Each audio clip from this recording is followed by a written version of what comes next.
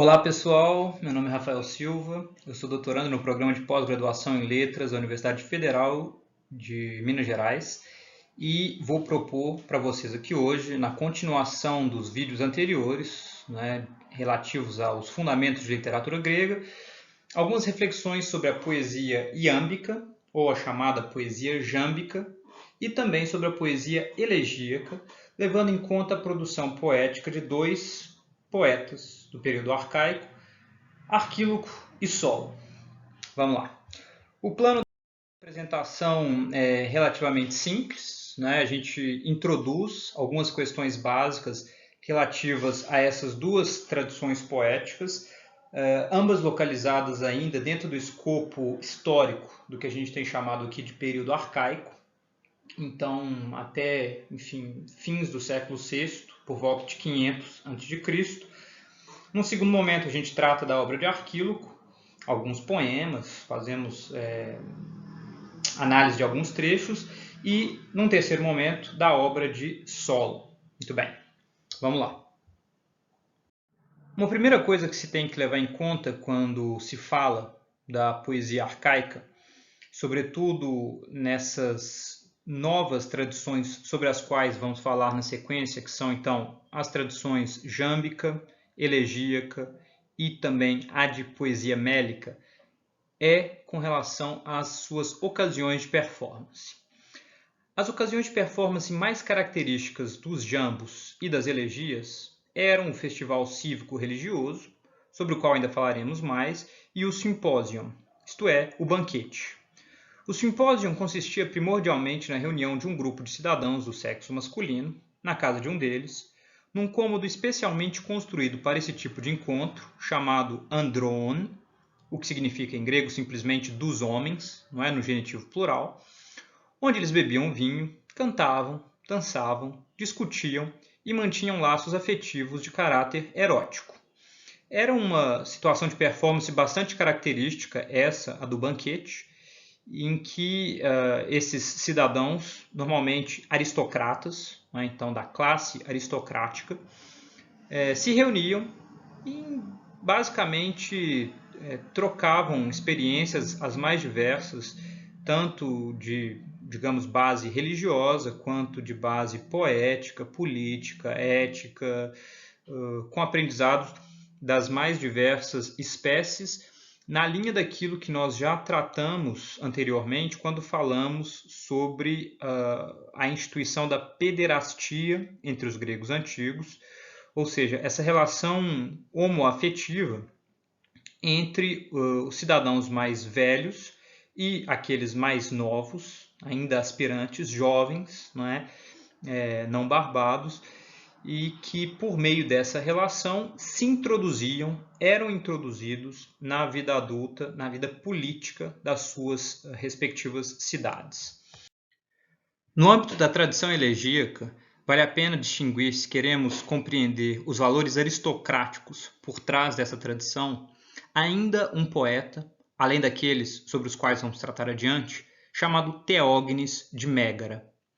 Mégara era uma cidade ao sul de Atenas, próximo ao istmo de Corinto, e nela floresceu um poeta, viveu um poeta chamado Teógenes, na passagem do período arcaico para o período clássico, e a ele foi atribuído um corpus de versos em dísticos elegíacos com o nome de Theognidia, ou os versos teognídeos, atribuídos a Teógenes. Hoje os especialistas defendem que uma parte desses versos não foi composta ou não pode ter sido composta por Teógenes, mas isso é irrelevante para aquilo que aqui me interessa, que é ler alguns versos de Teógenes a fim de compreender valores aristocráticos tradicionais comumente encontrados em versos da tradição jâmbica e da tradição elegíaca. Teógenes escreveu basicamente dísticos elegíacos, que é a parte de sua obra que chega para nós.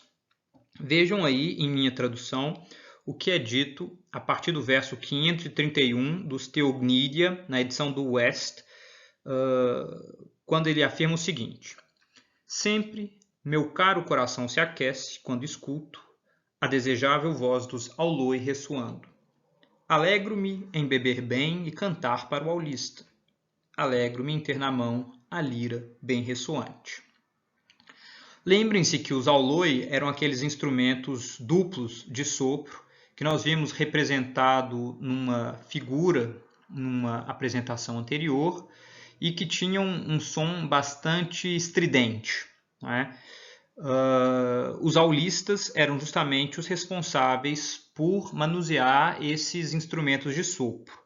E vejam, o poeta, nessa passagem, menciona a presença desse instrumento, não é, do aulos, aqui referido no plural auloi, na presença de um especialista em seu manuseio, enquanto ele próprio diz alegrar-se em ter na mão a lira bem ressoante.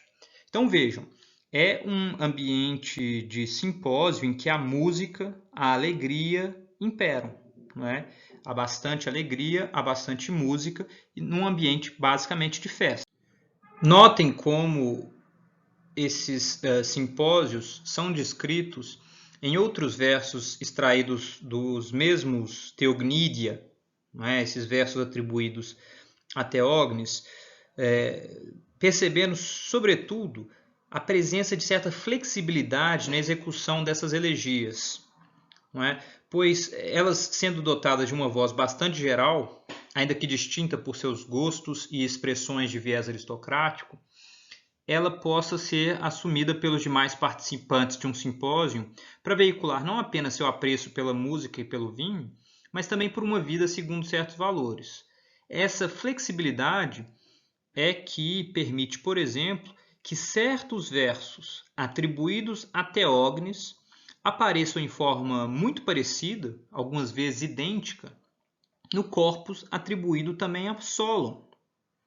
Isso indica que, para além de uma autoria estrita, não é, num sentido moderno, em que Teógenes ou Solon teriam copiado ou teriam um deles sido o autor e o outro um mero plagiador desses versos, havia uma espécie de ambiente simposiástico em que essas canções transitavam de forma relativamente livre, justamente porque eram amplas o bastante para que a persona ali desenhada, ali incorporada, pudesse ser trazida por um aristocrata qualquer num ambiente de simpósio.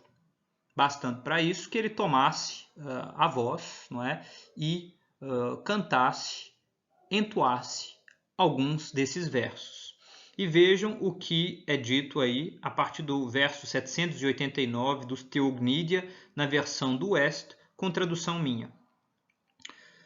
Jamais outra preocupação aparecer-me-ia mais fresca do que a virtude e a sabedoria. Tendo isso sempre, rejubilaria com a forminx, com a dança e com o canto, e teria com homens bons boa mente, sem machucar um dos estrangeiros com obras nefastas, nenhum dos cidadãos, mas sendo justo. Vejam como esse trecho é um verdadeiro catálogo dos valores aristocráticos tão frequentes no período arcaico e, de certa forma, legados até o período clássico. Porque a pretensão de domínio da virtude e da sabedoria, né, ou pelo menos o desejo de se preocupar antes de tudo com a virtude, não é, a areté e a sabedoria. Logo na sequência, a explicitação do júbilo com a forminx, né, que é uma espécie de metonímia para a própria música, com a dança e com o canto, num ambiente em que homens bons, de boa mente, agem de forma a não machucar nem um dos estrangeiros, nem um dos cidadãos, mas se guiando por aquilo que seria da ordem da justiça, da dike. Vejam como esses valores coincidem em larga medida com aqueles sobre os quais falamos quando introduzimos as obras atribuídas a Homero e a Hesíodo, a Ilíada, a Odisseia, a Teogonia e os Trabalhos e Dias.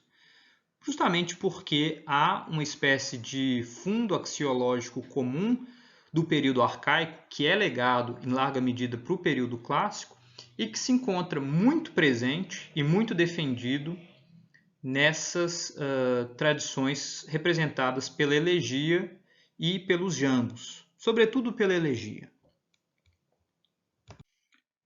Outras fontes importantes para que compreendamos as nuances envolvidas por essa curiosa instituição social dos gregos antigos, que eram os simpósia, são as obras de Platão e de Xenofonte, chamadas justamente pelo nome de symposion, palavra que em grego antigo costuma ser traduzida em português por banquete.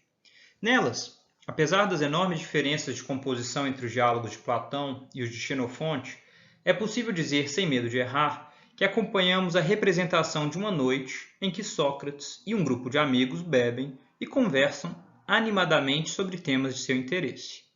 Eu sugiro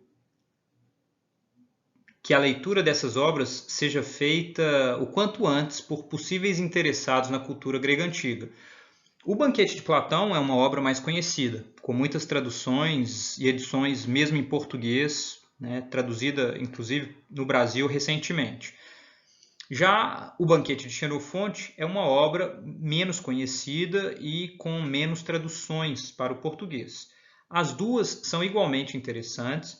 A de Platão, obviamente, traz os interesses filosóficos marcados desse filósofo importante que foi Platão, e Sócrates é de alguma forma representado a partir dessa perspectiva platônica, enquanto o Sócrates de Xenofonte é bastante diferente. Inclusive, em termos de diversão, o Banquete de Xenofonte é um verdadeiro prato cheio por quem se interessa por representações da Grécia Antiga, porque traz esse encontro de amigos em que Sócrates não é lá, enfim, um filósofo muito preocupado em propor considerações profundas ou algo do tipo.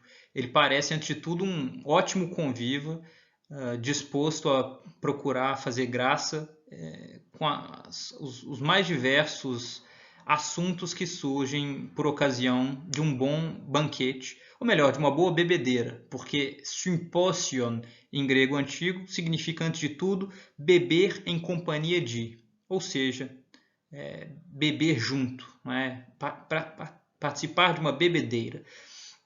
E há esses dois outros momentos de performance já aqui mencionados, que são então os festivais cívico-religiosos e os banquetes, poderíamos ainda acrescentar o Comus, evento que consistia numa espécie de pândega acontecendo em conexão com o simpósio e que contava com uma caminhada noturna e embriagada pelas ruas da cidade, com direito a músicas e poesias de caráter mais baixo. Não é? O Comus era uma espécie de, como dizer, de procissão embriagada, uma vez que depois de o banquete ter chegado ao fim, os participantes decidissem dar continuidade àquelas atividades de cantoria, de gracejo, de, enfim, no limite mesmo, invectivas pessoais, piadas e todo tipo de balbúrdia,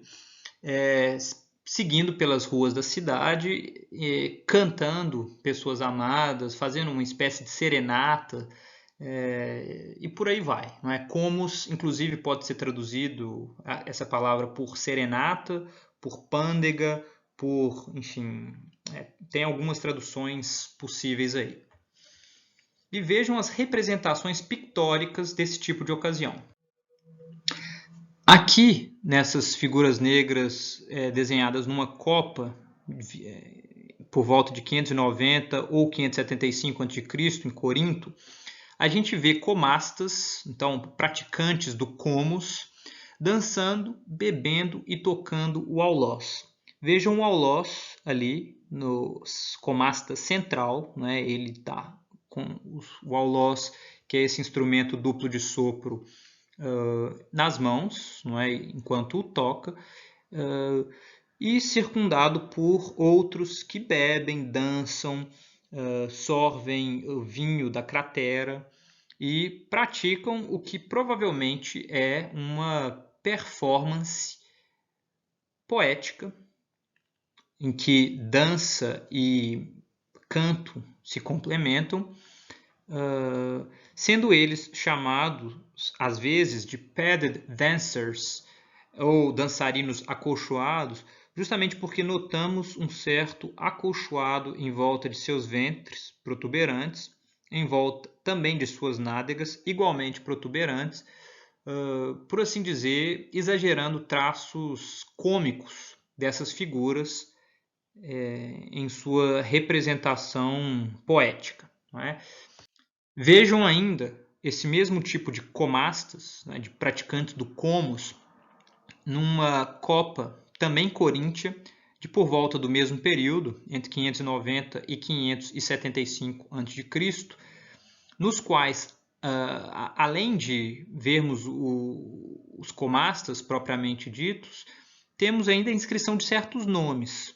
Então, a gente vê o nome Lordios, que poderia ser traduzido talvez por algo como encostado, o Adécios, por algo como agradável, Paernios, traduzível por algo como jocoso, além de Comios, não é? Uma referência à própria instituição do Comus, que poderia então ser traduzido por algo como pândego, e ainda Loxios, ou que poderia ser traduzido por algo como oblíquo, ou ainda algo como caído. Né?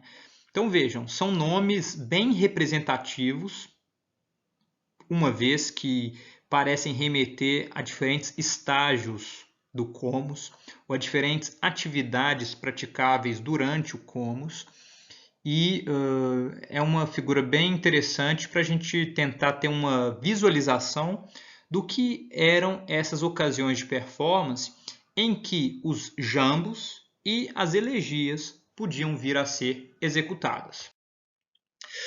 Com relação aos temas dessas tradições poéticas, é preciso levar em conta que, de uma perspectiva de conteúdo, podemos afirmar que os jambos e as elegias tinham um leque muito variado de assuntos e abordagens possíveis, embora tendessem, como no caso da monódia mélica, ou seja, da canção lírica cantada a uma só voz, a assumir uma persona exprimindo-se na primeira pessoa do discurso, ou seja, uma espécie de eu ou de nós, tal como dito anteriormente, geral o bastante para poder ser assumida por diferentes aristocratas de diferentes polis gregas no âmbito de um simpósio, de um festival ou mesmo de uma pândega noturna, como é o Comus. Com isso, essas tradições poéticas tendiam antes a um caráter reflexivo e expressivo do que a algo mais próximo do narrativo. Então vejam, a presença desse eu não é lida hoje em chave biográfica estrita, como nós temos enfatizado ao longo do nosso curso. Mas isso não equivale a dizer que a dimensão expressiva, a dimensão reflexiva da presença desse eu sejam menos marcadas, porque é exatamente isso. Não é? A presença desse eu interno aos poetas traz marcas de expressividade, de reflexividade, né? Muito mais do que de narratividade. É muito mais raro você ter histórias sendo narradas nas tradições jâmbica e elegíaca. Tá? Então, em linhas gerais, a poesia jâmbica abordava frequentemente temas corriqueiros e até mesmo indecorosos, assumindo valores que, em alguma medida, contrariavam a expectativa expressa majoritariamente na tradição épica, enquanto, por outro lado, a poesia elegíaca, embora não tivesse a conotação moderna de canção lamentosa que atualmente projetamos nela, muitas vezes trazia reflexões expressivas, apresentando os valores típicos da aristocracia, como o amor à excelência guerreira, à riqueza, à saúde e à juventude, por exemplo. Então vejam, há um fundo axiológico comum, embora a tradição jâmbica tenda, em alguns momentos, a perverter esse fundo axiológico, enquanto a tradição elegíaca, o mais das vezes, defende esse fundo axiológico comum. não é? E uma coisa que precisamos levar em conta é o seguinte: o nome tradição jâmbica vem do nome do metro assumido no âmbito desses versos, que era o iambo ou o jambo, consistindo em uma primeira sílaba que podia ser longa ou breve, seguida por uma necessariamente longa, por outra necessariamente breve, por outra necessariamente longa, formando um metro de ritmo ascendente, porque ele necessariamente soava como algo ta-ta, ta-ta, ta-ta, ta-ta, ta-ta, ta-ta, não é? E sendo usado por isso em invectivas, por exemplo, porque ele em si já traz uma certa ideia de ataque, não é? É um ritmo de ataque, esse do metro jâmbico. Já o dístico elegíaco, que dá nome então à tradição elegíaca, era composto por dísticos, ou seja, 2 versos.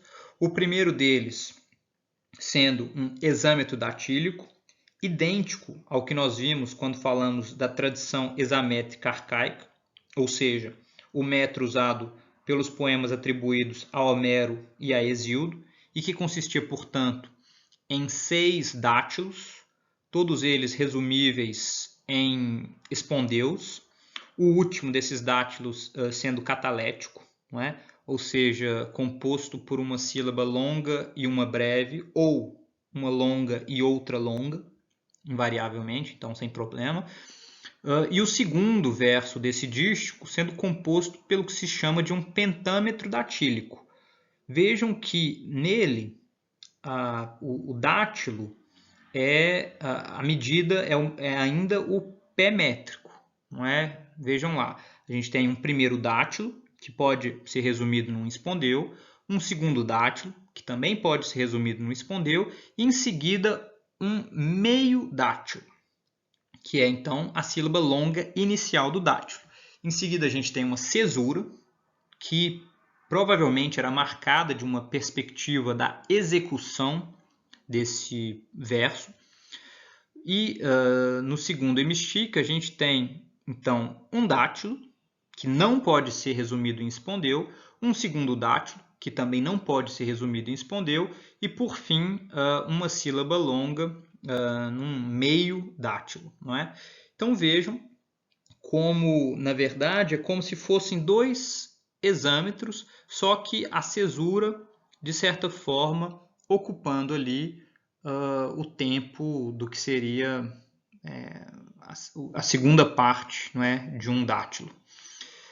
Então, assim a gente entende de onde vem o nome, não é, dos poemas jâmbicos e dos poemas elegíacos. Trata-se de um nome advindo da forma métrica empregada por eles, muito mais do que pelos temas aí desenvolvidos.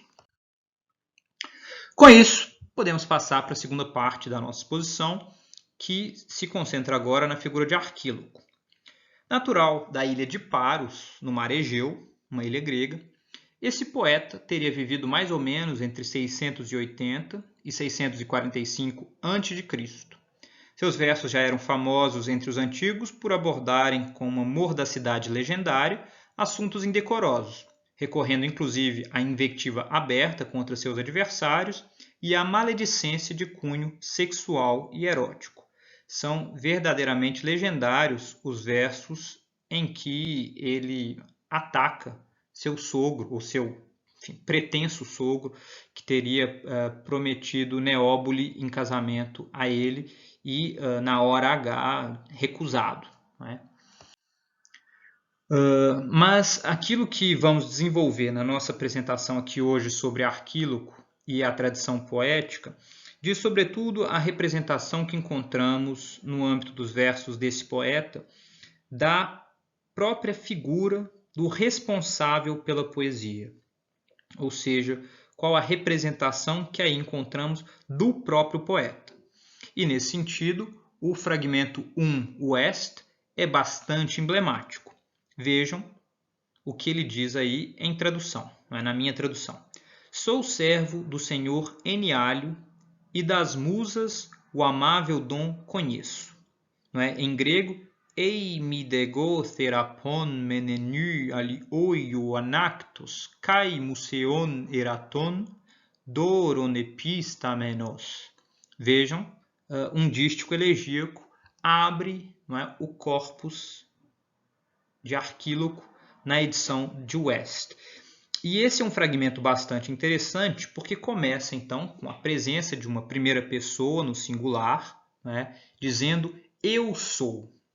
A presença do ego no texto grego é bastante enfática da presença dessa primeira pessoa, que poderíamos dizer, afirmar quase orgulhosamente a sua atuação como servo do senhor Eniálio.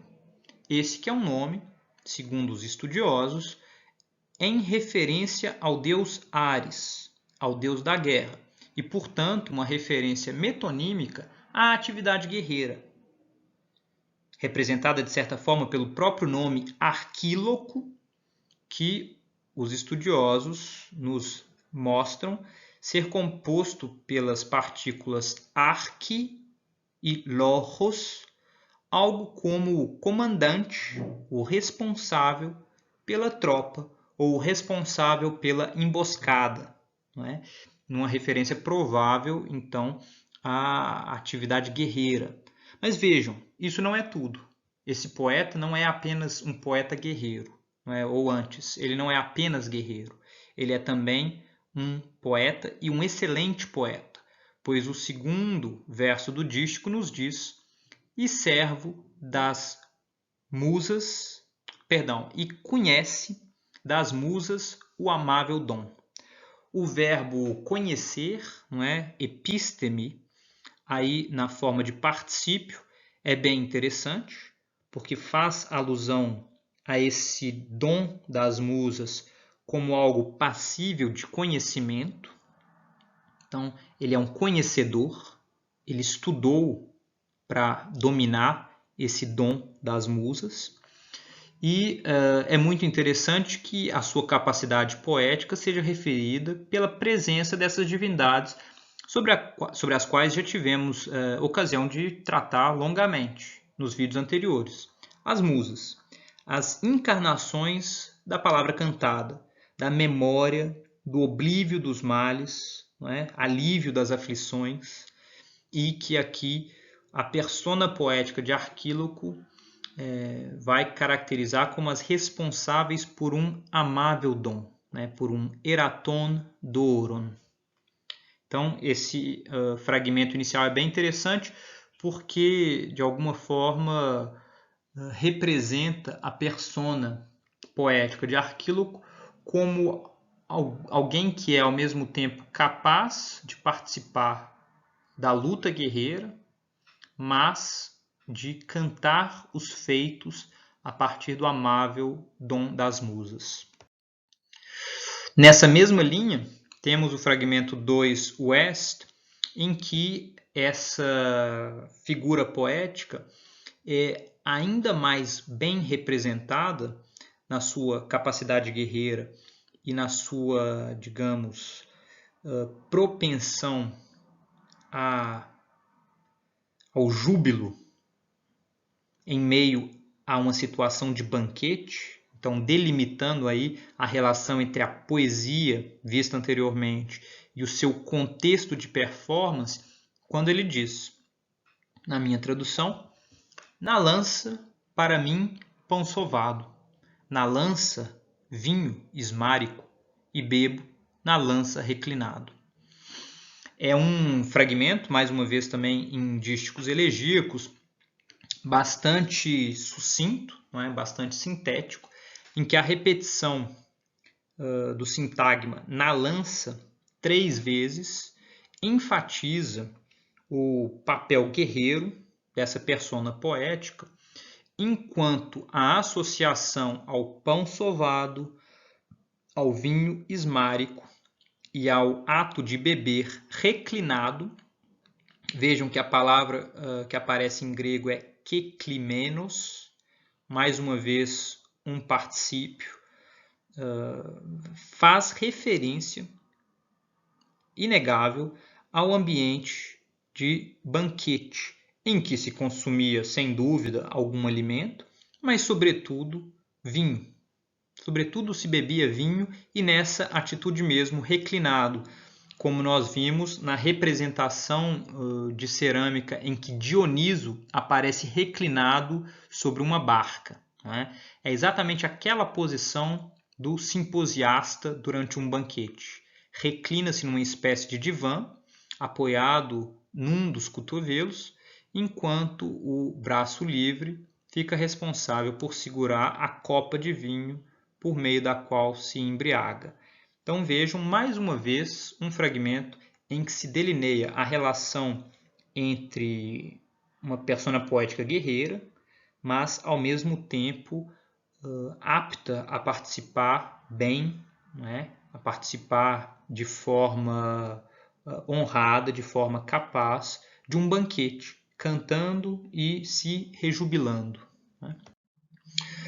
Na sequência, a gente tem ainda um terceiro fragmento, aqui já o fragmento 4, West, na minha tradução, em que, embora o início esteja perdido, e eu trouxe o fragmento, digamos, completo, tal como nós o temos hoje, para que se tenha ideia da dificuldade de lidar com parte desse material arcaico, porque uma boa parte do que nos chega em fragmentos encontrados, por exemplo, em papiros no Egito, e, portanto, não completos. Não é? Uma outra parte nos chega por meio de citações tardias, e, enfim, eventualmente encontramos esse tipo de material em novas descobertas, não é? Sobretudo papirológicas, arqueológicas. Mas vejam o que é dito aí no trecho que podemos ler, que começa ali por volta do terceiro, quarto verso. Né? Estrangeiros e jantar, nem a mim impelir, e agora o trecho que mais nos interessa, mas vai, com a caneca, através dos bancos da veloz nau, corre e das bojudas jarras arranca as tampas, toma o vinho tinto de jaborra, pois nós já não, sóbrios nesta vigília poderemos permanecer. Vejam que aqui temos ainda uma primeira pessoa, né, que é a representação da persona poética nesses versos, quando ele diz: pois nós já não sóbrios nesta vigília poderemos permanecer.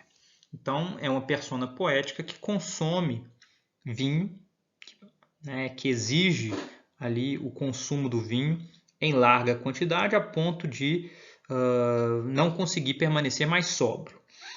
Mas isso não é tudo, porque essa persona poética parece participar de uma vigília noturna. Né? A palavra em grego é phylakei, né? Então tem a ver com guarda, tem a ver com a proteção. Né? E essa persona se dirige numa segunda pessoa a um tu, exigindo dele, ou ordenando, que ele vá com a caneca através dos bancos da nau, correndo, e arranque as tampas das jarras bojudas para extrair daí o vinho tinto desde o fundo, né, desde a borra, desde a parte mais concentrada desse vinho. Então vejam, se pensarmos que esse tipo de poesia fosse executada num ambiente simposiástico, fica bem interessante o jogo dos valores, não é? Porque quem participava desses banquetes eram basicamente aristocratas. Não é? Com a flexibilização que começa a acontecer por volta do período clássico, eventualmente outros tipos sociais também poderiam participar, mas os valores básicos encarnados na produção poética que tinha curso por ocasião desses banquetes eram ainda, mesmo no período clássico, mesmo em democracias como a democracia ateniense, valores aristocráticos. Vejam, a participação na guerra era um desses valores, mas o consumo de vinho durante uma vigília, certamente não. o que explicaria a presença de versos desse teor numa ocasião de performance em que valores aristocráticos eram defendidos? Justamente o fato de que esses versos seriam cantados durante um banquete. Então, sem a seriedade de uma vigília efetiva, mas sim por ocasião de algum relaxamento que poderia eventualmente acontecer mesmo durante uma campanha militar, mas num momento de relativo relaxamento. Não é? Então, pensando na ocasião de performance efetiva de versos como esse, seria imaginar que um dos simposiastas, fazendo graça, assume essa persona poética bélica, assume fantasiosamente uma ocasião de performance guerreira e exige de um dos convivas mais vinho, ou solicita de um dos convivas mais vinho. Vejam como a persona poética que Arquíloco desenha em seus versos é muito interessante. Não coincide com nenhuma, digamos, das personas que nós já havíamos encontrado, seja a do próprio Hesíodo, seja a de personagens homéricos, o que levou especialistas a duvidar um pouco da presença de um Arquíloco histórico, tentando então ver para além de uma autoria estrita, num sentido moderno, a presença talvez de uma série de topoi, de lugares comuns que fariam então remissão à presença de uma espécie de lugar de emissão dessa poesia, da constituição então de uma persona característica de um lugar, antes de tudo social. É isso o que leva um autor como John Harrington, num livro de 1985 chamado Poetry into Drama, então poesia em drama, a dizer o seguinte: se Arquíloco sentia-se e tinha o intuito de se fazer sentir por sua audiência, como se incorporasse outra personagem ou simplesmente como o poeta Arquíloco, quando estava executando um poema em que o eu não era identificado, essa é uma questão intrigante. Tais poemas deveriam ser tomados como marcas autobiográficas, um tipo de confissões verdadeiras do século VII a.C.? Essa questão, independentemente de como cada um se sinta inclinado a responder, provavelmente é insolúvel segundo um método estrito. Certo é que qualquer performance de tal poema não executada por Arquíloco em pessoa, como as performances rapsódicas aparentemente referidas por Heráclito e Platão, mais de 1 e 2 séculos, respectivamente, depois da morte do poeta, será necessariamente uma personificação dramática. Essa sugestão do John Harrington é muito interessante porque ele prefere não se posicionar com relação à querela biográfica. Ele diz: é possível que esse tipo de verso fosse de teor confessional, fosse de teor biográfico. Sobre isso nós jamais teremos certeza. Mas ainda assim, levando-se em conta que os versos de Arquíloco continuaram a ser executados oralmente em performances poéticas muitos séculos depois da morte do pretenso Arquíloco, e a gente sabe que essas performances continuaram a acontecer porque elas são referidas por Heráclito e também por Platão.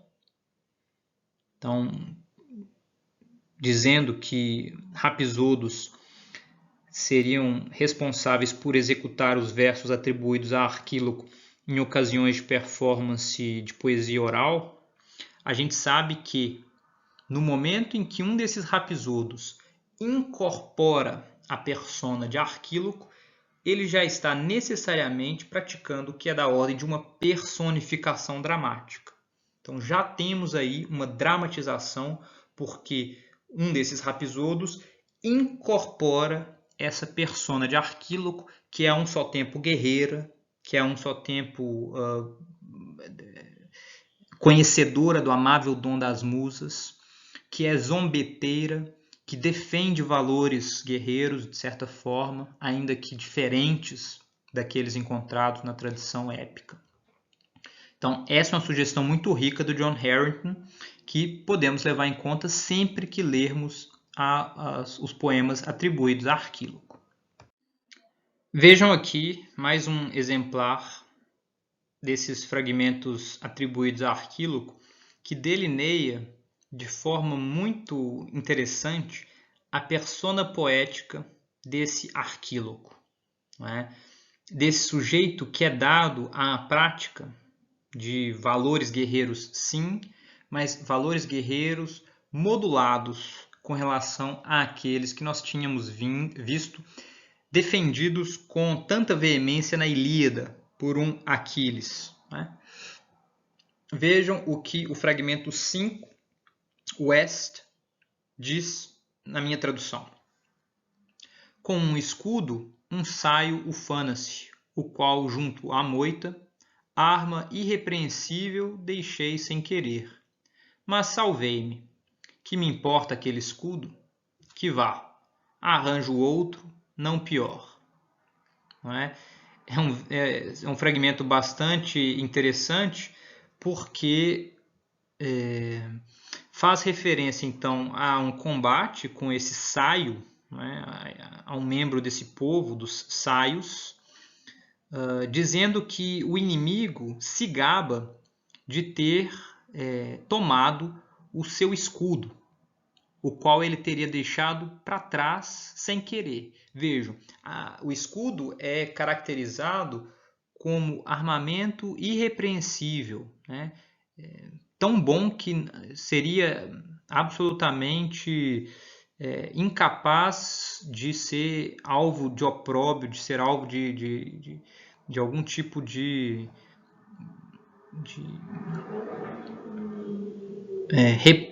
repreensão por parte do seu possuidor. Mas por que, não é? Ele diz isso? Porque só deixa para trás o escudo aquele que fugiu do combate. Então vejam, aquele que virou as costas para o inimigo e incapaz de fugir carregando o escudo, porque é muito pesado, teve que deixá-lo para trás. A surpresa, contudo, é que, mesmo tendo agido de forma covarde, ele diz de maneira relativamente orgulhosa: mas salvei-me. Né? Mas salvei-me. Que me importa aquele escudo? Ele pergunta. Uma vez que eu estou salvo, não é? Que eu consegui evitar a morte, o que me importa aquele escudo? Que vá. Não é? Algo como se ele dissesse que vá para o inferno, né? Ereto, que aquele escudo vá para o inferno. Pois eu arranjarei outro, não é? Conquistarei outro que não será pior. Vejam, o valor defendido nesses versos é muito diferente daquele valor guerreiro que encontramos na Ilíada, em que a glória é conquistada ao risco de se perder a vida. Aqui, mesmo tendo agido de forma ignominiosa, ignóbil, pouco nobre, ele se gaba de ter sobrevivido para vir a obter um escudo depois, que não será pior do que ele perdeu, e diz que é apenas isso que, de alguma forma, foi capaz de mantê-lo em vida, né? Foi capaz de mantê-lo em vida para participar de um novo combate e, no limite, para cantar, inclusive, a própria derrota, desde que mantida a vida. São valores bastante diferentes, não é? Daqueles que nós havíamos visto anteriormente. É por isso que é dito que Arquíloco, de alguma forma, trabalha na tensão dos valores tradicionais, ainda que incorpore alguns deles. Não é? E aqui é preciso fazer um esclarecimento. Eu tenho dito que as traduções desses poemas são minhas, mas, salvo engano, elas são todas da Paula da Cunha Correia, não é? É uma estudiosa brasileira da USP, que eu vou citar logo na sequência, e que escreveu um livro bastante interessante chamado Armas e Varões, sobre o tema da guerra na poesia de Arquíloco, e é de onde, salvo engano, eu tirei esses versos. Então, enfim, pode ser que eu tenha errado aqui na atribuição do responsável por essas traduções. Em todo caso, aqui o trecho que eu mencionei, que eu citaria da Paula da Cunha Correia, né, na edição do livro dela de 2009, quando ela diz: irreverência e deboche eclodem na afirmativa final, que vá, arranjo outro, não pior. A nova atitude presente no segundo dístico é acompanhada por uma mudança de registro na linguagem.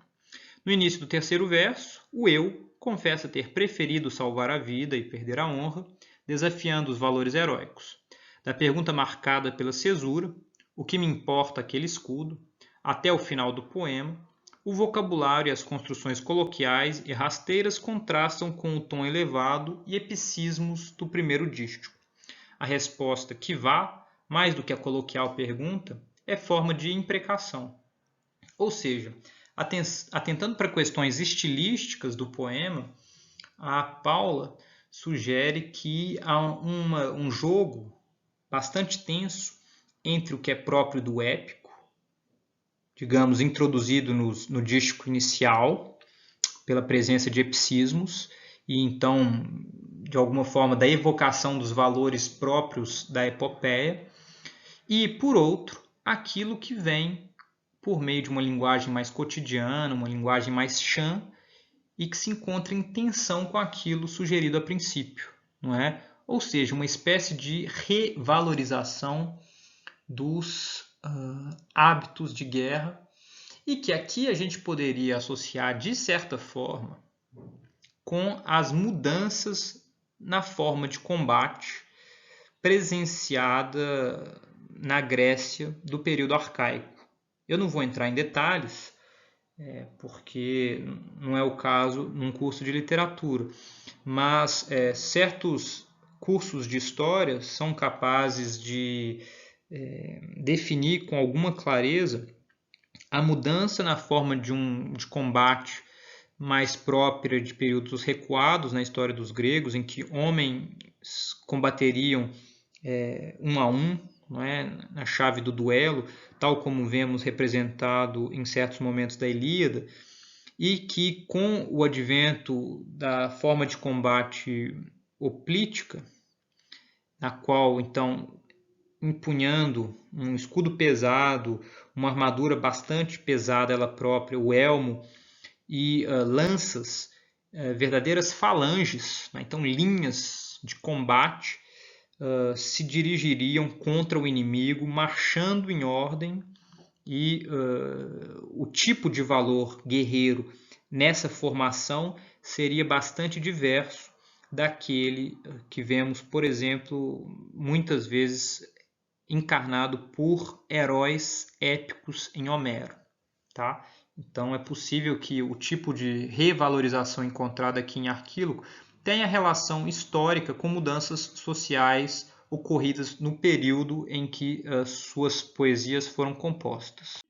Em todo caso, eu trago aqui algumas imagens representando ainda comastas, não é, em figuras negras inscritas em cerâmicas vindas de Corinto, aí por volta de 620 a 595 a.C., mas porque representam então esses praticantes do comus, a gente os vê, não é? Esses dançarinos acolchoados com os ventres e as nádegas bem protuberantes, tal como sugeri anteriormente, só para indicar o tipo de imaginário por trás de práticas como a do banquete ou como a do comus. Vejam que aqui encontramos uma representação de caçada, não é? Tem um leão ou uma pantera que devora um dos comastas, enquanto outros carregam lanças, um deles no canto à esquerda parece carregar uma faca, mas tudo isso não passa de uma representação mimética, provavelmente de poesia, com canto e dança, uma vez que num dos fragmentos da parte de trás do vaso encontra-se representado um comasta que segura um alloz. Vejam aí no canto direito, né? Esse comasta segurando o alloz enquanto corre, numa provável representação ou indicação de que se trata de uma representação artística. Não é? Diz que talvez poderia acontecer, inclusive, durante um banquete ou durante um comus, né, uma pândega noturna. E aí mais figuras negras, não é, do período arcaico, essas de cerca de 600 a 550 d.C., numa copa ateniense, em que vemos um jovem e um adulto nus, né, provavelmente representados nus, segurando um crótalon, não é, uma espécie de cálice, em movimento de dança, como comastas, não é? Numa provável alusão a esse mesmo tipo de atmosfera que, se existiu em Corinto, existiu também em Atenas e certamente também em Paros, né, na ilha de Arquíloco, em Naxos, uma ilha vizinha pela qual ele pode ter eventualmente passado, segundo lendas, em volta à sua figura, fazendo remissão então a esse ambiente geral de banquete, convivialidade aristocrática, partilha de valores aristocráticos por meio da poesia e de relações sociais. Aqui a gente chega a Solon, não é? A terceira parte da nossa exposição, dedicada então a esse que é reconhecido como o grande legislador ateniense, que então é sobretudo conhecido por sua atividade política, mas também por sua obra poética, destacando-se como um dos grandes nomes do período arcaico, né, na história da Grécia. Tido como um dos 7 sábios da antiguidade, o ateniense, segundo a tradição biográfica, viveu entre os anos de 638 e 558 a.C., num período especialmente conturbado da história de Atenas. Sua vida e sua obra só podem ser compreendidas quando se consideram as especificidades de um contexto marcado pelas crises internas e pelas disputas agrárias, tão comuns em muitas outras regiões da Grécia no final do período arcaico. Não é?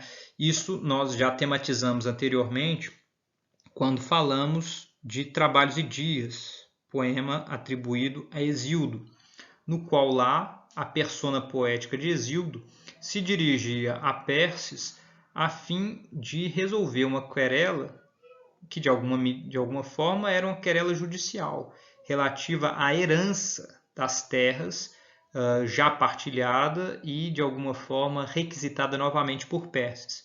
Vejam, esse tipo de crise agrária foi sentido não apenas, não é, na Grécia continental, na região da Beócia, de onde mais provavelmente teria vindo a tradição hesiódica, mas também numa região com vastas extensões de terra que era a Ática, né, onde se localizava a Atenas de Solon. E é preciso levar em conta esse ambiente geral, esse contexto, quando se lê os poemas atribuídos a Solon, porque isso explica em larga medida algumas das suas reivindicações, algumas das suas sugestões. E a principal fonte da vida e obra de Solon é Plutarco, que escreveu uma vida de Solon, não é, dentre as suas biografias. Com relação à situação política, a nossa principal fonte hoje é a obra chamada Constituição dos Atenienses, cuja autoria provavelmente é de Aristóteles ou de algum de seus discípulos, consistindo, enfim, naquele projeto aristotélico de recolher várias constituições de póleis gregas e até de algumas não gregas, para que ele pudesse escrever, ou melhor, pudesse compreender o fenômeno da política. Não é? E na Constituição dos Atenienses, a gente tem descrita com algum detalhe a situação de escravidão por dívidas, que assolou o território da Ática desde um período anterior a Solon, e que se torna um problema paulatinamente enorme, não é? Pouco a pouco ele ganha proporções muito amplas e que provocou uma série de conflitos entre os chamados notáveis, não é? Os gnourimoi, e o povo em Atenas. A Constituição dos Atenienses praticamente abre com essa situação de crise. O fato é que a posse da terra, restrita a poucos latifundiários, era alugada aos chamados clientes, né, aos pelatai, por um preço que, caso não pudesse ser devolvido após um determinado período, concedia a prerrogativa ao proprietário da terra de prender seu cliente, bem como sua família, a fim de vendê-lo como escravo e reaver o que lhe era devido. Tal domínio econômico por parte da classe dos chamados homens de bem, né, os eupatridae, literalmente os de bons pais, né, os bem-nascidos, engendrava sua supremacia também sobre a vida política, social e religiosa. Tem um trocadilho de que eu gosto bastante, não é? Daqueles que dizem que os homens de bem nada mais são do que os homens de bens. E isso é muito interessante porque, dentre os gregos do período arcaico, havia sim uma coincidência, não é, muito grande em que o aristocrata, ele sem dúvida era reconhecido como alguém dotado de valor em si, não é, de excelência, tal como nós vimos na Ilíada, em trechos de Glauco, por exemplo, em que é dito, não é, do seu valor, naquele trecho em que ele conversa com Sarpedon, mas isso se confundia, de certa forma, com a posse de bens, não é? Com ser proprietário de amplas terras, ser proprietário de muitos escravos e, de alguma forma, numa projeção em que o conforto material era justificado pela virtude, pela excelência de nascimento, pela excelência de capacidade guerreira. Né? Mas a situação histórica em Atenas, então, era a de um conflito social em que poucos proprietários de muitas terras pressionavam os trabalhadores, os pequenos proprietários, levando muitos deles a, no limite, escravidão. Né? Porque, uma vez não quitadas as dívidas feitas num período de necessidade, e muitas eram as ocasiões de períodos de necessidade, não é? Provocadas por excesso de chuvas, por ausência de chuvas, por pragas, por, enfim, mudanças climáticas diversas. Muitos eventualmente foram vendidos como escravos e levados, inclusive, para terras estrangeiras. Então vejam esse fragmento 3, não é, da edição do Gentili Prado, ou fragmento 4 da edição de West, a partir do seu verso 17, não é, quando então a persona poética de Solon diz: a cidade toda já está vindo essa inevitável ferida, e vem rapidamente a molesta escravidão, a qual desperta a revolta civil e a guerra adormecida, que destrói de muitos a adorável juventude, pois devido aos inimigos, rapidamente a muito amada cidade, exaure-se em concílios caros aos injustos.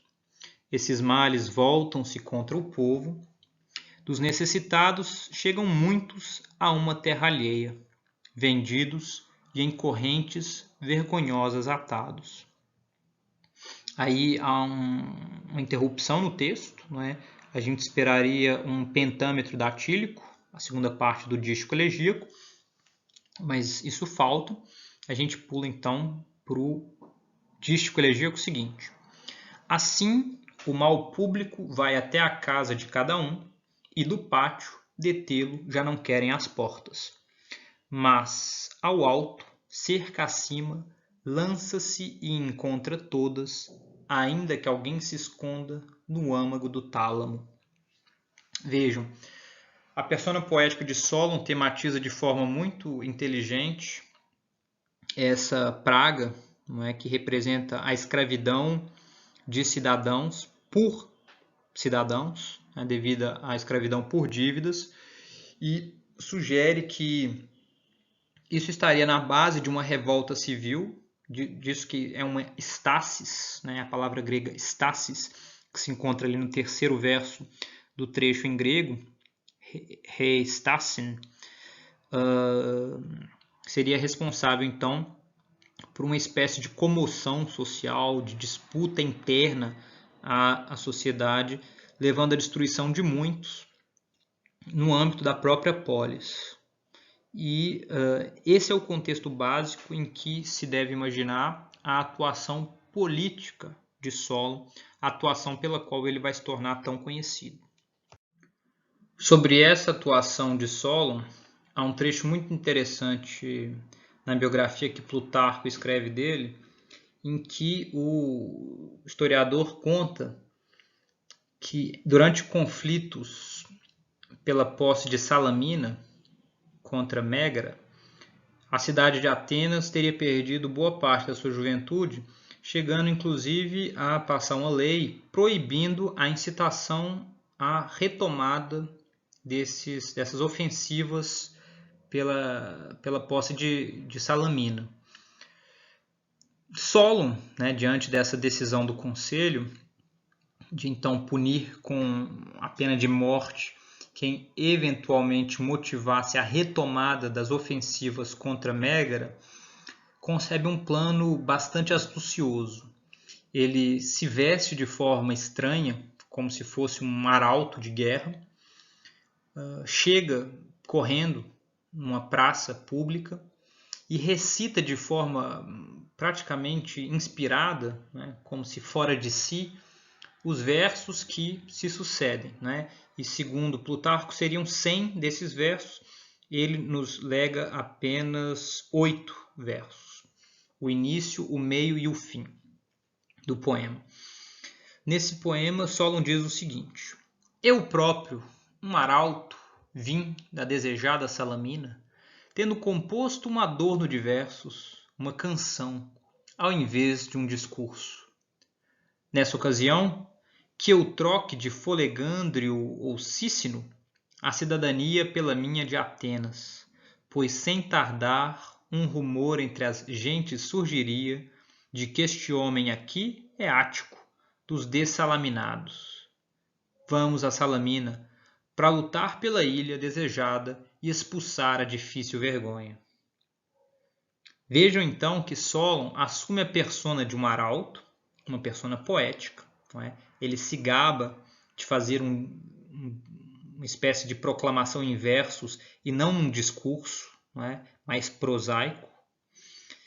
Ele, de alguma forma, apela para o brio dos atenienses quando ele diz que a fama dos áticos vai se espalhar como sendo daqueles que perderam Salamina, e para isso ele compõe o que é um rápax, uma palavra única no âmbito do seu corpus, e creio no corpus antigo, sendo um neologismo. Dessalaminados, os salaminafeton, são aqueles que perderam a posse de Salamina, e termina então apelando mais uma vez para o sentimento de, poderíamos dizer de forma um pouco talvez anacrônica, patriotismo dos atenienses, seus concidadãos, dizendo que retomem a luta por Salamina, lutando então pela ilha desejada a fim de expulsar a difícil vergonha. Vejam como esses sentimentos de vergonha, tal como nós vimos anteriormente, são típicos da cultura grega antiga, que então expõe publicamente as falhas, os defeitos, aquilo que era mal visto, a fim de que pudessem ser corrigidos. E é um procedimento bastante astuto de Solon, esse de encarnar uma pessoa fora de si, inspirada de certa forma, porque ele a um só tempo evita a punição, porque de certa forma não era ele, mas ele consegue aquilo que ele queria, que era motivar, instigar a retomada dos conflitos pela posse da ilha de Salamina, que garantia de forma bastante forte a proteção à Ática e à cidade de Atenas, ao porto da cidade de Atenas. A reforma que Solon propôs à Constituição, a Politeia dos atenienses, é composta por uma série de itens, dos quais eu destaco aqui alguns. a instituição de um segundo conselho, de onde se pensar que um primeiro já existia, provavelmente o do Areópago, composto por 400 membros, cada uma das 4 tribos fornecendo a quarta parte do total. Conselho esse responsável por funções deliberativas, não é, chamada probulé, e que era de caráter menos aristocrático. Então, um movimento aí em direção à democracia com a criação desse segundo conselho. Uma reforma da organização social, segundo um novo censo econômico, dividindo os cidadãos entre 4 classes dispostas conforme a produção de suas terras medida em alqueires de grão, a eleição de arcontes representantes de cada uma das 4 tribos e a concessão de apelo a uma espécie de júri popular em certas questões de litígio, à exceção daquelas que se relacionavam com assassinatos. As fontes para esses itens da reforma de Solon são a Constituição dos Atenienses, atribuída a Aristóteles, a biografia de Solon, atribuída a Plutarco, e uma passagem do Diógenes Laércio, né? Esse autor das vidas e obras dos filósofos ilustres, ou dos homens ilustres. E é muito interessante notar que a representação de Solon que se extrai dessas obras é a de um sujeito que, sendo nobre, consegue inspirar em seus compatriotas a confiança tanto dos mais aristocráticos quanto dos, digamos, menos afortunados, né, dentre os cidadãos, inclusive aqueles mais pobres. Provavelmente em relação com sua atuação no incidente de Salamina, onde ele já obteve, obviamente, alguma fama, mas também devido, provavelmente, à sua atuação, digamos, pública, não é? Demonstrando alguma sensatez, algum equilíbrio, virtudes pelas quais ele veio a ser largamente louvado em escritos posteriores dedicados à sua figura. Com relação aos seus atos, não é? A cronologia de seus atos, podemos propor a seguinte reconstrução hipotética. A performance do seu poema Salamina, com o qual ele retoma as ofensivas contra Mégara, teria acontecido antes de sua função como arconte, estando inclusive como uma das bases, né, para a sua eleição para o arcontado. Algum tempo depois ele é eleito arconte, e algum tempo depois de um arcontato relativamente bem sucedido, ele teria recebido plenos poderes para elaborar uma reforma das leis, a reforma sobre a qual nós acabamos de falar. O período da sua legislatura teria sido seguido por uma ausência de 10 anos, até que ele voltasse à Ática, e essa ausência teria sido devida a pressões de diferentes grupos insatisfeitos com os resultados de sua reforma. Esses grupos compostos tanto por um lado por aristocratas, insatisfeitos então com a perda de alguns privilégios, quanto por populares, insatisfeitos por não terem recebido o que consideravam de direito, não é? Então, como se Solon, por ter seguido uma espécie de via média, fosse pressionado tanto por aqueles de um lado quanto por aqueles de outro. Essa ausência tem fim por volta de 560 a.C., quando ele retorna.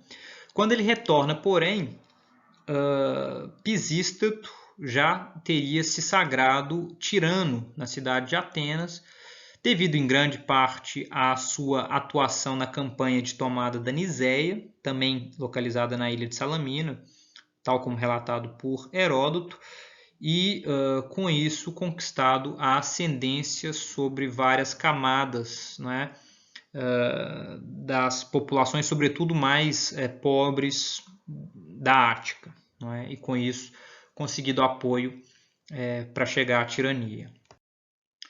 Em todo caso, a gente tem mais alguns fragmentos de Solon em que ele explica a sua atuação legislativa, em que ele explica os seus posicionamentos políticos, como esse, não é? Fragmento 8 da edição de Gentili Prato e fragmento 6 da edição West, que na minha tradução diz o seguinte: o povo, assim, da melhor maneira, com seus líderes segue, nem assaz liberado, nem coagido, pois a ambição gera abuso, caso muita fartura siga às pessoas cuja mente não seja ajustada.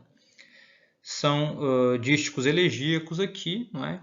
Em que ele diz justamente tentar seguir uma via média em guiar o povo. Não é? Vejam lá a primeira palavra desse fragmento, demos, em que ele não tenta guiá-lo de forma a não deixá-lo nem muito livre, nem muito coagido, nem muito pressionado. Não é? Então, justamente nessa via média, uma vez que, da sua perspectiva, a ambição gera abuso quando há muita fartura junto a pessoas de mente não ajustada. Não é? Um outro fragmento interessante no tocante às decisões políticas de Solon e a sua atuação legislativa, o fragmento 7 da edição Gentili Prato, fragmento 5 da edição West, quando ele diz aí, na minha tradução, dei ao povo tanta honra quanto basta, sem tirar-lhes a estima nem esbanjá-la. E os que tinham poder e nas posses eram admiráveis, eu declarei nada terem de impróprio. Segurei cingindo o poderoso escudo entre ambos, não deixando vencer nenhum dos dois injustamente. Vejam, né, mais uma vez, um fragmento que se inicia com a palavra demoi, aí na forma de dativo, né, dei ao povo, pois dei a honra, né, tanta honra quanto devia ser o bastante, sem tirar-lhes nada de estima, né, nem esbanjar. Vejam, ele se posiciona como alguém que se encontra no meio termo, não é? Que concede algumas demandas, mas não concede todas ao povo, uma vez que atende também a outros interesses. E é essa figura, a de alguém que, segurando um escudo, se coloca entre os que têm poder e posses e aqueles que não têm, não é? Tentando, de alguma forma, determinar o que é justo entre ambos, não é? Não deixando vencer nenhum dos partidos injustamente. Vejam, a última palavra do fragmento é também importante, não é? Adikos, injustamente. Vocês detectam aí a palavra dike, justiça, só que com o alfa privativo, né? Então, indicando a forma negativa, né, daquilo que se dá de forma justa. Então, mais uma vez, uma justificativa aí digamos, da sua moderação nas reformas que ele propôs. E ainda um último fragmento, né, antes de caminharmos para o encerramento da exposição de hoje, que é o fragmento 29A da edição Gentili Prato, fragmento 33 da edição West, é muito interessante porque aqui Solon, de certa forma, incorpora a persona de um crítico da sua atividade política. Ele diz o seguinte: Solon não nasceu um homem profundo nem previdente, pois os prêmios que um deus lhe deu ele próprio não aceitou. Enredando a caça e sendo pego de surpresa, não puxou a grande rede, pelo engano do ânimo e do âmago sendo desviado. Pois se eu desejasse tomar o poder, tendo recebido farta riqueza e tendo sido tirano dos atenienses somente por um único dia, o couro depois seria esfolado e escorchada a raça. Esse é um fragmento muito interessante porque Solon se vale da mimesis, não é? Ele incorpora a persona de um crítico, mas de forma a denunciar aquilo que alguns reprovavam nele. Alguns diziam que ele não havia agido de forma inteligente o bastante para se valer de sua posição de destaque na política para obter, digamos, uma boa vida. né, para obter vantagens pessoais. E ao incorporar esse crítico, ele mostra quão ridícula é essa posição, né, quão injusta é a posição daqueles que o criticam, porque haveria pretensões tirânicas, pretensões excessivas, violentas, na base daquilo que eles, de alguma forma, estariam exigindo da atuação de Solon.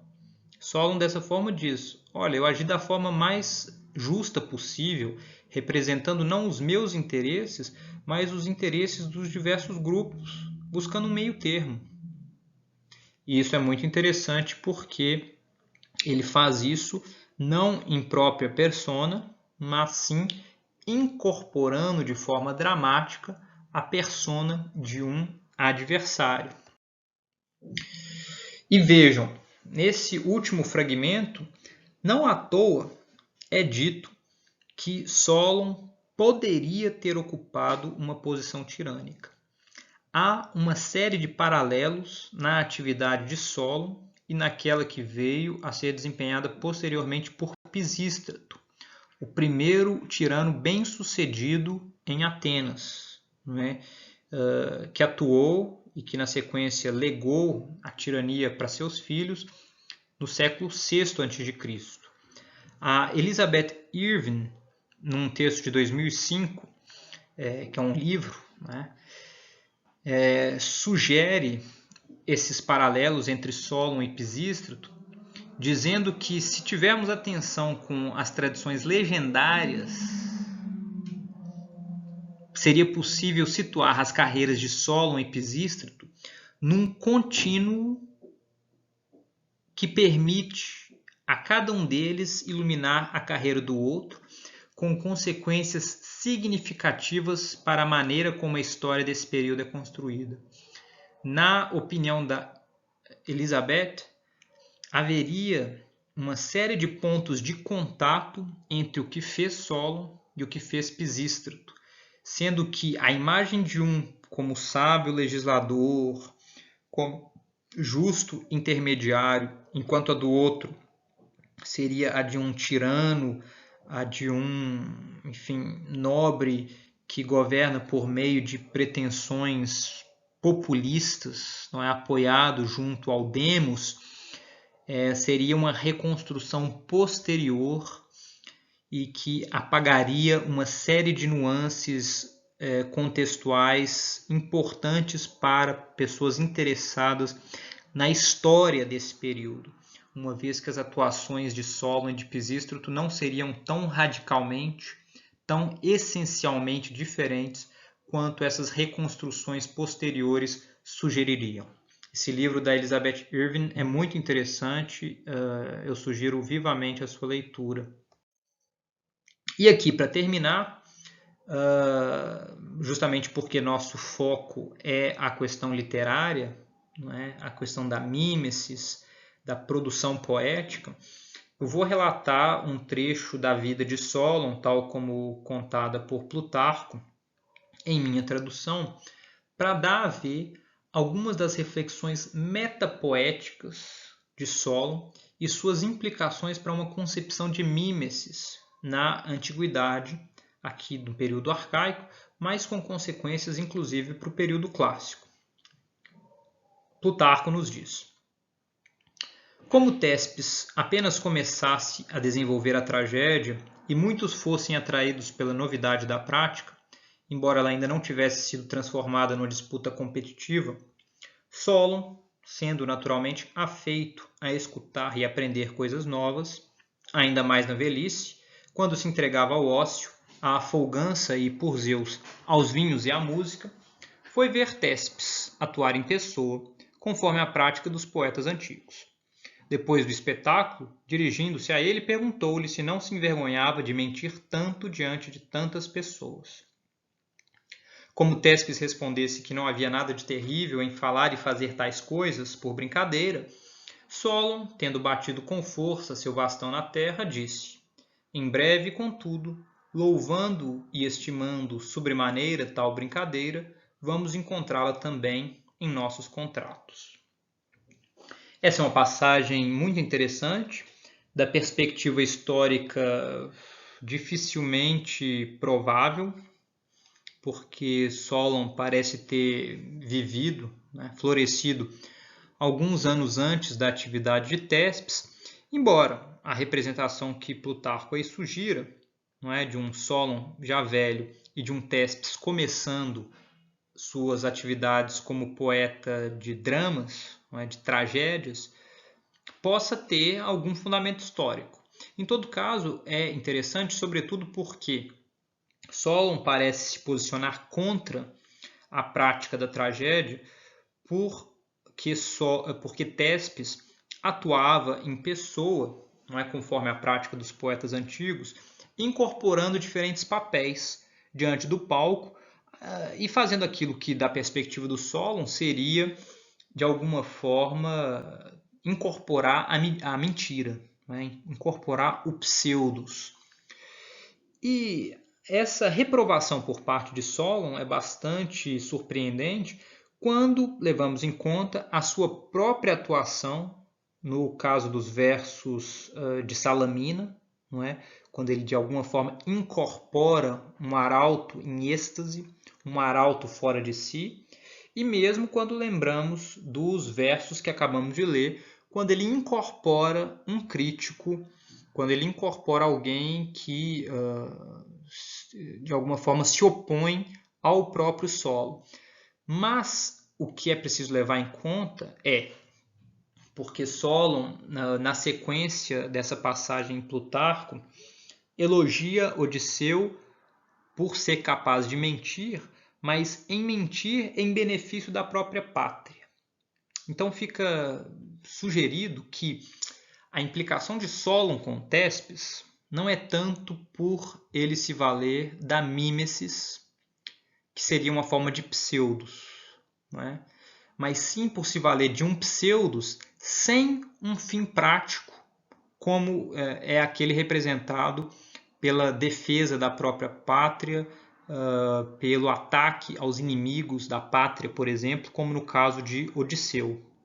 Então vejam, Solon compreende uma dimensão da mímesis, compreende e aceita uma dimensão disso que surge para ele como pseudos, mas não a da mímesis por ela mesma, ou a de um pseudos por si mesmo. Aquilo que o professor Jacinto Lins Brandão, em seu livro Musa Antiga, ou melhor, Antiga Musa, a Arqueologia da Ficção, vai dizer como algo que está na base da reflexão sobre a ficção, né? Da aceitação da ficção por si mesma. Porque Solon ainda se encontra num momento em que, para ser aceita, a ficção, ou melhor, o engano, a mímesis, a representação, precisa ter um fim outro. E é nesse sentido que a reflexão do sábio ateniense revela-se complexa o bastante para enxergar no estatuto do pseudos algo que ultrapassa o limite da mera oposição à verdade positiva, sem que, contudo, seja capaz de conceber o interesse despertado por uma mentira desinteressada, tal desinteresse se dando na medida da assunção, tanto por parte de seu emissor, quanto de seu receptor, do caráter fictício da mensagem. Nesse sentido, valer-se de uma mentira útil, como ele próprio fizera na performance de seu poema Salamina, ou como Odisseu, numa de suas aventuras narradas por Homero, é possível e até louvável. Mas, se entregar a mentiras desinteressadas, ainda lhe parece uma atividade suspeita. Aqui é uma citação que eu faço de um artigo que eu escrevi e publiquei em 2016. Destacando justamente isso, né? Que Solon compreende uma dimensão da mímesis, mas limita a sua possibilidade a uma aplicação prática. A mímesis com um fim útil, servir à pátria, não é? Fazer mal aos inimigos, fazer bem aos amigos, segundo uma lógica da ética arcaica. E é nesse sentido que entendemos o fragmento 25 da edição Gentili Prato, fragmento 29 da edição West, quando é dito, não é, por esse mesmo Solon, muito mentem os aedos, pola pseudon tai aueidoi, muitas mentiras mentem, não é, os aedos. Então, de alguma forma, trazendo essa conotação negativa para a atividade poética em si mesma, não é? Na linha daquilo que vai ser de alguma forma explorado posteriormente por Platão, mas que se encontra de forma muito curiosa na boca de uma pessoa, não é?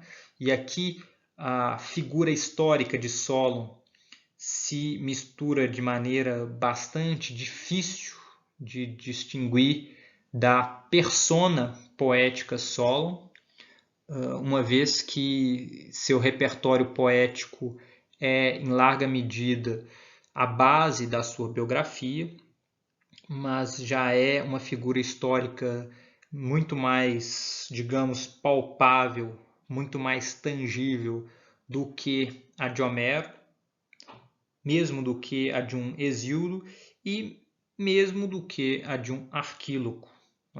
A existência histórica de Arquíloco é defendida por boa parte dos estudiosos. Com relação à existência histórica de Solon, eu não conheço quem diga que ela não tenha ocorrido. Ela pode não ter sido da forma como representações posteriores a delinearam, mas, sem dúvida, uma figura como a de Solon parece sim ter agido, digamos, nos rumos da política ateniense do período arcaico. E é curioso que ela, não é, justamente a responsável por tantas representações poéticas, tenha se manifestado dessa forma sobre os aedos, não é, acusando-os de muito mentirem. Não é? E essa discussão toda é muito interessante, sobretudo para estudantes de letras, porque naquilo que Solon fala sobre o Pseudos, é preciso levar em conta a sugestão do professor Jacinto, no trecho que eu citei agora há pouco, e que agora eu trago ipsis literis, uma vez que as considerações de Solon têm digamos, um impacto profundo para a história da reflexão sobre a poesia na história da literatura grega, uma vez que representam uma passagem importante, não é? Entre as concepções mais arcaicas da poesia e do pseudos, né? Da mentira poética, e aquilo que a gente vê surgir pouco a pouco no período clássico. O que o professor Jacinto nos diz é o seguinte, no livro Antiga Musa. Em princípio, não se duvida do caráter positivo da verdade, mas o estatuto do pseudos permanece problemático, e, pelo menos em parte, as teorizações sobre a literatura na Grécia constituem-se buscando respostas para essa questão. Que valor pode ter um discurso que não se supõe de antemão verdadeiro, e que não se enquadra na categoria da mentira útil, como as que se contam para salvar a própria vida, enganar o inimigo ou mesmo tornar a pátria ilustre? E é isso. Não é? Qual o sentido da mentira, não é? Do pseudos da arte pela arte? A que ela serve? De alguma forma, Solon coloca essa interrogação, se coloca essa questão de forma bastante contundente, não é? Uma vez que deixa de lidar com a evidência de um poeta útil em si mesmo. Não é? E aqui a gente chega ao fim da nossa apresentação. Eu espero que essa breve perspectiva da tradição, sobretudo elegíaca, mas com algumas referências à tradição jâmbica, tenha trazido alguns elementos interessantes para compor um panorama da literatura grega em seus fundamentos e apresento brevemente aqui a bibliografia, não é? Não vou mencionar todos os títulos, mas o livro do professor Jacinto Lins Brandão se encontra ali, né? A Antiga Musa. O livro da Paula da Cunha Correia, professora da USP, e que foi muito útil para a parte relativa a Arquíloco, né? Armas e Varões, a Guerra na Lírica de Arquíloco, também se encontra ali.